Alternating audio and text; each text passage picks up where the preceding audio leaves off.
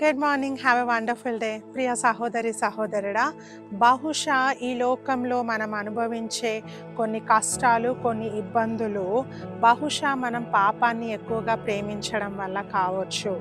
దేవునికి విరుద్ధంగా మనం జీవించడం వల్ల మన లైఫ్లో ఎన్నో కష్టాలు, ఎన్నో ఇబ్బందులు మనం ఎదుర్కొంటూ ఉండొచ్చు.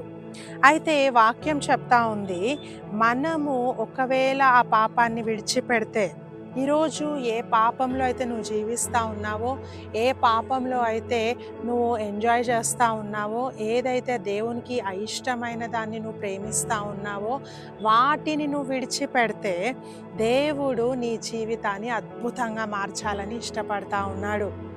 ఏ పాపమైనా కొద్దిసేపు మనకు సంతోషాన్ని ఇస్తుంది, కానీ చిరకాలము మనకు దుఃఖాన్ని మిగిలిస్తుంది. చూడండి, ఏదైనా సిన్ని మనం తీసుకుంటే ఆ పాపము కొద్దిసేపు మనకు సంతోషాన్ని ఇస్తుంది, అది శాశ్వతమైన సంతోషాన్ని ఇవ్వదు.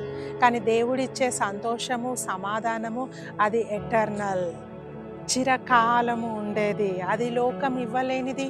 ఈ లోకంలో ఏ పని చేసినా కూడా మనకు ఆ సంతోషము, సమాధానము దొరకదు. సో అది నీకు కావాలా? శాశ్వతమైన సంతోషం నీకు కావాలా? లేకుంటే క్షణికమైన సంతోషాలు కావాలా? క్షణికమైన సంతోషాలు క్షణపాటు నీకు సంతోషాన్ని ఇస్తే ఆ తర్వాత దుఃఖాన్ని మిగిలిస్తావి. చూడండి, ఒక కొత్త ఫోన్ కొనుక్కుంటే ఎంతసేపు హ్యాపీగా ఉంటాం. ఒక కొత్త కార్ కొనుక్కుంటే ఎంతసేపు హ్యాపీగా ఉంటాం. ఒక కొత్త బట్టలు ధరించుకుంటే ఎంతసేపు హ్యాపీగా ఉంటాం. కొద్దిసేపే, కొన్ని రోజులే, ఆ తర్వాత యథాతథ జీవితము. కానీ దేవుడిచ్చే సంతోషము, దేవుడిచ్చే ఆనందము సదాకాలం ఉంటుంది. జీవిత కాలము మనకు ఉంటుంది. ఈ దేహమందు ఉన్నను, దేహాన్ని విడిచిపెట్టినను మనం హ్యాపీగా ఉంటాము. వాక్యం చెప్తా ఉంది, యోబు గ్రంథము 11:14 చదువుకుందాం. పాపము నీ చేతిలో ఉండుట చూచి నీవు దానిని విడిచిన ఎడల, నీ గుడారములలో నుండి దుర్మార్గతను నీవు కొట్టివేసిన ఎడల.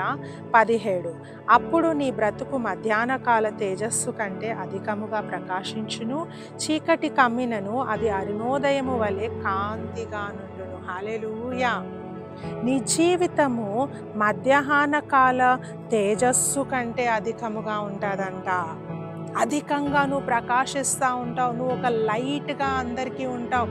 నీ వల్ల అనేకులు దీవెన పొందుకుంటారు, నీ వల్ల అనేకులు మేలు పొందుకుంటారు ఎప్పుడైతే నువ్వు పాపాన్ని విడిచిపెడతావో. ప్రియ సహోదరి సహోదరుడా, నీ పాస్ట్ ఎంత భయంకరమైనదైనా కావచ్చు, నీ గతము ఎంత ఘోరమైనదైనా కావచ్చు, కానీ దేవుడు ఈరోజు పిలుస్తూ ఉన్నాడు నీకు బ్రైట్ ఫ్యూచర్ ఇవ్వడానికి, గొప్ప భవిష్యత్తుని ఇవ్వడానికి దేవుడు నిన్ను పిలుస్తూ ఉన్నాడు. అయితే నువ్వేం చేయాలంటే పాపాన్ని విడిచిపెట్టాలా, దేవునికి విరుద్ధమైన కార్యాలు విడిచిపెట్టాలా, దేవుని వెంబడించడం ప్రారంభించు. దేవుడు నీ వెలుగును మధ్యాహ్న కాల తేజస్సు కంటే అధికముగా మార్చుతాడు. నువ్వు అనేకులకు దీవెనకరంగా ఉంటావు. నువ్వు ఏ స్థలానికి వెళ్ళినా, అది ఉద్యోగం కానీ, స్కూల్ కానీ, ఎక్కడికి నువ్వు వెళ్ళినా నిన్ను ఒక బ్లెస్సింగ్గా దేవుడు ఉంచుతాడు. అట్టి కృప దేవుడు మీ అందరికీ దయచేయను గాక. God bless you.